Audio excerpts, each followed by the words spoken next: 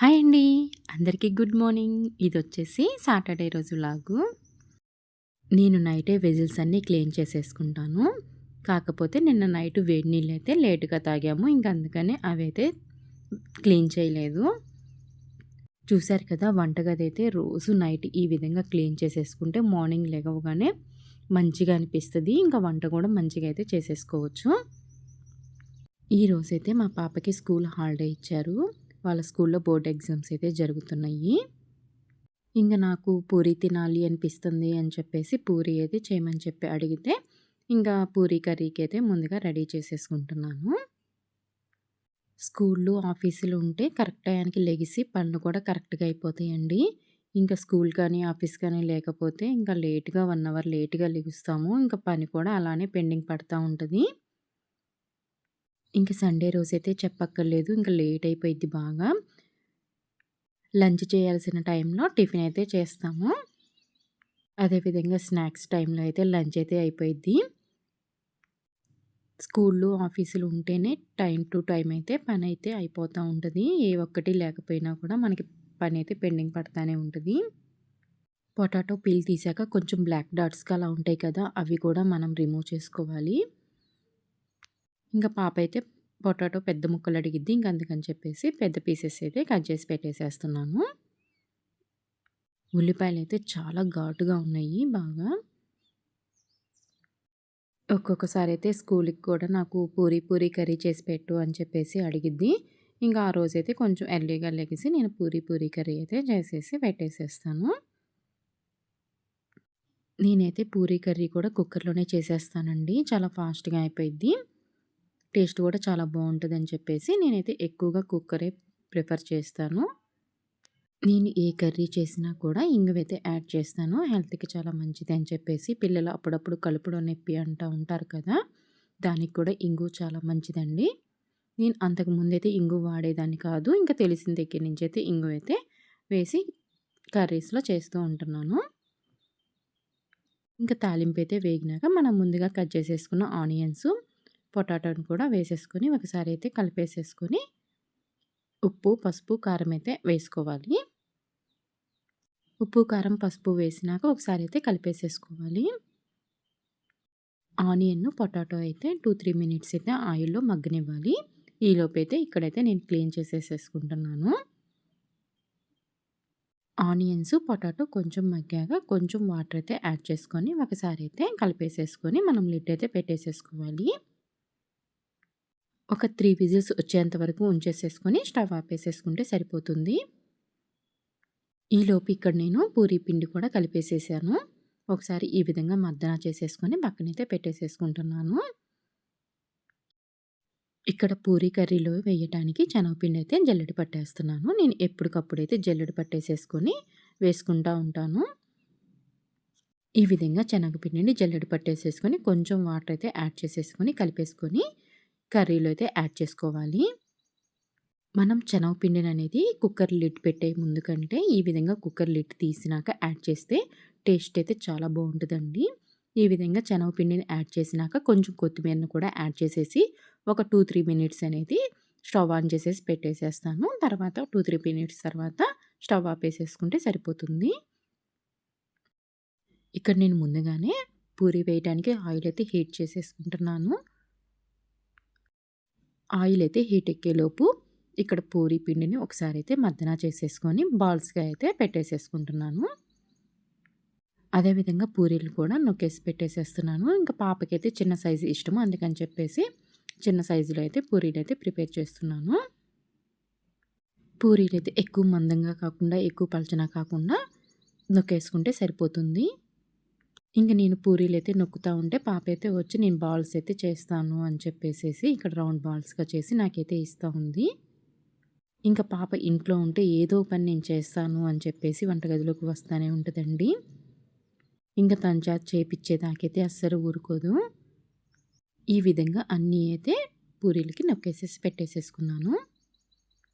నేను పూరి గానీ, చపాతీ గానీ చేసినప్పుడల్లా పాప కూడా నేను 1, 2 చేస్తాను అని చెప్పేసి తను కూడా చేసేసి ఇచ్చిద్ది నాకు.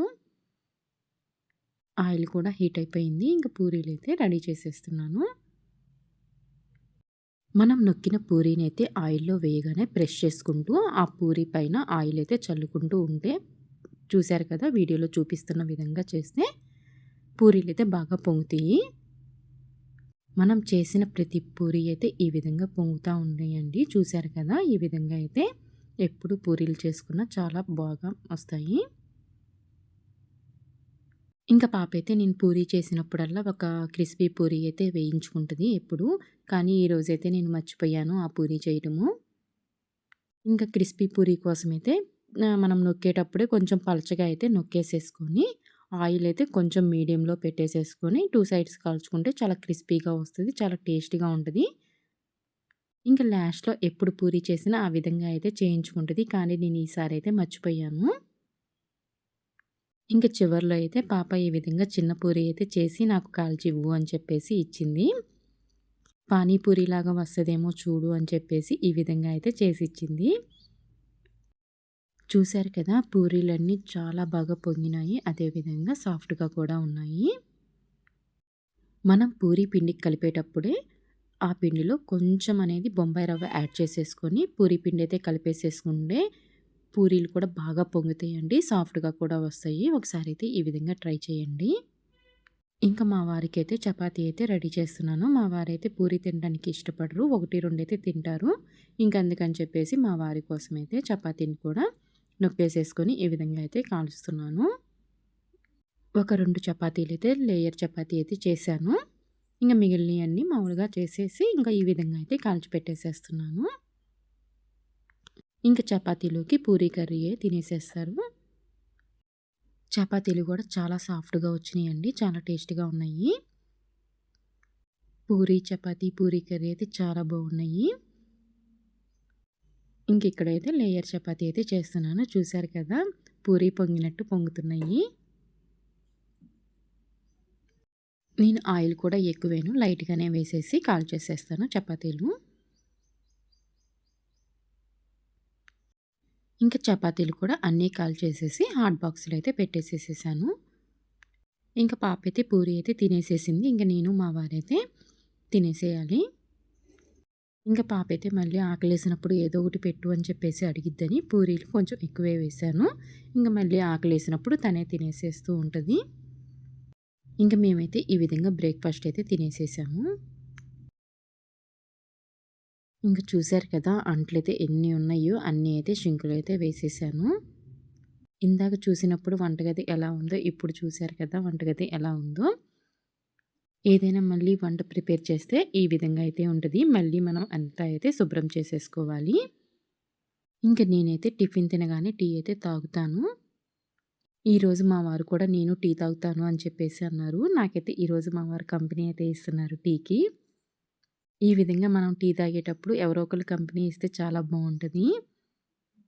మా వారికైతే టీ అలవాటు లేదు. ఎప్పుడోసారి అయితే ఈ విధంగా అయితే తాగుతారు.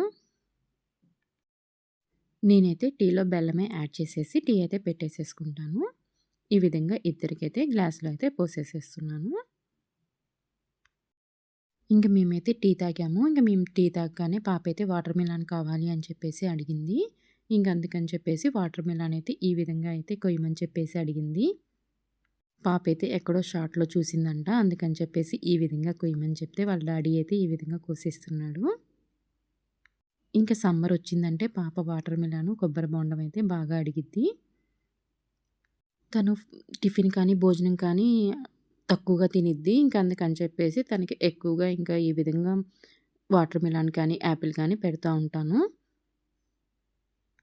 చూసారు కదా! ఈ విధంగా ఐస్ క్రీమ్ లాగా ఓపెన్ చేసుకొని తినొచ్చు అని చెప్పి చెప్తుంది. ఇప్పుడు పిల్లలు ఏది చూస్తే అది చెయ్యాలి అని చెప్పేసి అడుగుతా ఉంటారు కదా! ఇంక ఈ విధంగా అందరం కలిసేసి కూర్చొని వాటర్ మిలన్ ముక్కలైతే తినేసేసేసాము. ఈ వాటర్ మిలన్ అయితే చాలా తియ్యగా ఉంది. టేస్ట్ చాలా బాగుంది. ఇక్కడైతే 2 ఐస్ క్రీమ్‌లొచ్చినియి నీకు అని చెప్పేసి చెప్తుంది పాప. ఇంక నేనైతే వెజిల్స్ అన్నీ అయితే క్లీన్ చేసేసుకుంటున్నాను. బియ్యం అయితే ఆల్రెడీ కడిగేసి పెట్టేసేసాను.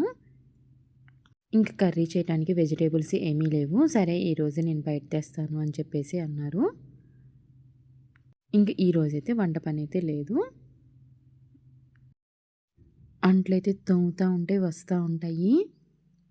అత్తయ్య వాళ్ళు అంటా ఉంటారు, "ఎన్ని అంట్లు పడతా ఉంటాయో నీకు" అని చెప్పేసి అంటా ఉంటారు. ఇంటికి ఎవరొచ్చినా కూడా అదే అంటారు, "నీకు ఎక్కువ అంట్లు పడతా ఉంటాయి" అని చెప్పేసి. అంట్లు ఎక్కువైతే తోమటం కష్టం అని చెప్పేసి ఎప్పుడప్పుడు తోమేసేసుకుంటానే ఉంటాను. పాపకి స్కూలు, మా వారికి ఆఫీస్ ఉన్నప్పుడైనా పాప లంచ్ బాక్స్ అవ్వగానే ఇంకా ఆ అంట్లు ఉంటాయి కదా! అవైతే షింక్‌లో వేసేసుకొని నానబెట్టేసేస్తాను. ఇంకా మా వారికి బాక్స్ పెట్టేసేలోపు పొయ్యి మీద పెట్టేసేసుకొని ఈ అంట్లయితే తోమేసేస్తూ ఉంటాను. ఇంకా విజిల్స్ అన్నీ అయితే క్లీన్ చేసేసుకున్నాను. ఇంకా పాప అయితే వాటర్ మిలన్ చూడగానే నాకు టూటీ ఫ్రూటీ అయితే చెయ్యి అని చెప్పేసి అడిగింది. ఇంకా వాటర్ మిలన్ అయితే ఈ విధంగా అయితే పీల్ తీసేసుకొని పెట్టేసేసుకున్నాను. ఇక్కడొచ్చేసేసి పాప నేను తరిగేస్తాను అని చెప్పేసి తరుగుతుంది. ఇక్కడ వీడియో చూసి మరి ఏ సైజులో తరగాలి అని చెప్పేసి చూసుకొని ఇక్కడ తరుగుతుందండి. ఇక్కడ ఈ విధంగా తరిగితే సరిపోయిద్ది అని కూడా చెప్తుంది.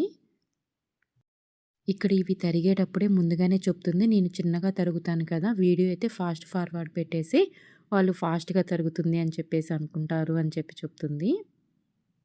ఇంక ఈ ముక్కలన్నీ అయితే తరిగి పెట్టేసేసుకున్నాక ఒకసారి అయితే వాష్ చేసేసుకొని కొంచెం వాటర్ అయితే పెట్టేసేసుకొని బాయిల్ అయ్యాక ఈ ముక్కలన్నీ వేసేసుకోవాలి. ఆ వాటర్‌లో 50% అయితే ముక్కలైతే ఉడికించేసేసుకోవాలి. ముక్కలు 50% ఉడికాక స్టెయిన్ చేసేసుకుంటే సరిపోతుంది. ఇక్కడ షుగర్ సిరప్ అయితే పెట్టేసేసుకొని దాంట్లోకి ఇప్పుడు మనం ముందుగా ఉడికించుకున్న ముక్కలు కూడా వేసేసుకొని ఒక 5-10 మినిట్స్ అయితే బాయిల్ చేసేసుకోవాలి. ఇంక ముక్కలైతే బాయిల్ అయ్యాక ఈ విధంగా అయితే మనం బౌల్‌లో అయితే వేసేసుకోవాలి. మనకి ఇష్టమైతే ఫుడ్ కలర్ వేసుకోవచ్చు. లేకపోతే అవసరం లేదండి. 5-6 అవర్స్ వరకు ఈ విధంగా బౌల్‌లోనే ఉంచుకోవాలి. 5-6 అవర్స్ అయ్యాక ఈ విధంగా ప్లేట్‌లో అయితే వేసేసుకొని స్ప్రెడ్ చేసేసుకోవాలి. 3-4 అవర్స్ అయితే మనం ఫ్యాన్ కిందైతే పెట్టేసేసుకొని ఆరబెట్టుకోవాలి. ఎండలో అయితే అస్సలు పెట్టకండి. కొంచెం గట్టిగా అయిపోతాయి ఎండలో పెట్టుకొని ఆరబెట్టేసుకుంటే. అందుకని ఫ్యాన్ కింద పెట్టేసేసుకొని ఒక 3-4 అవర్స్ అయితే ఉంచేసేసుకోవాలి. ఈ విధంగా చాలా ఈజీగా అయితే టూటీ ఫ్రూటీ అయితే ప్రిపేర్ చేసేసుకోవచ్చు. నేనైతే ఇంతకు ముందు కూడా చేశానండి టూటీ ఫ్రూటీ 2-3 టైమ్స్ అయితే. టేస్ట్ అయితే చాలా బావుంటది. ఇంకా టూటీ ఫ్రూటీ చేయగానే ఇంకా పాపకి హెడ్ బాత్ చేపిద్దామా అని చెప్పేసి పాపకైతే కొంచెం పేలున్నాయండి. ఇంక అందుకని చెప్పేసి ఈ విధంగా అల్లాన్ని రసంగా పెట్టేసేస్తాము అని చెప్పేసి అల్లాన్ని మిక్సీ పట్టేసేసుకొని అల్లం రసం అయితే స్టెయిన్ చేసేసుకున్నాను.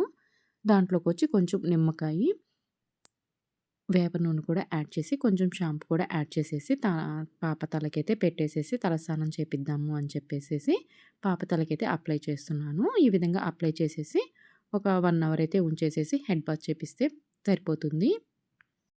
ఈ విధంగా చేస్తే పేలైతే తగ్గిపోతున్నాయి అని చెప్పేసి ఫ్రెండ్ చెప్పిందండి. అందుకని నేను ఈరోజే ట్రై చేస్తున్నాను. ఈ విధంగా కొంచెం కాటన్ తీసేసుకొని పాయ తీసేసి ఈ విధంగా పెట్టుకుంటే సరిపోతుంది. ఇంకా పాపకి ఇది పెట్టేసేసి తలస్నానం చేపిచ్చేటప్పటికే 4:00 అయితే అయిపోయింది. ఈ సాటర్డే ఈ పనులతోనే నాకు సరిపోయింది.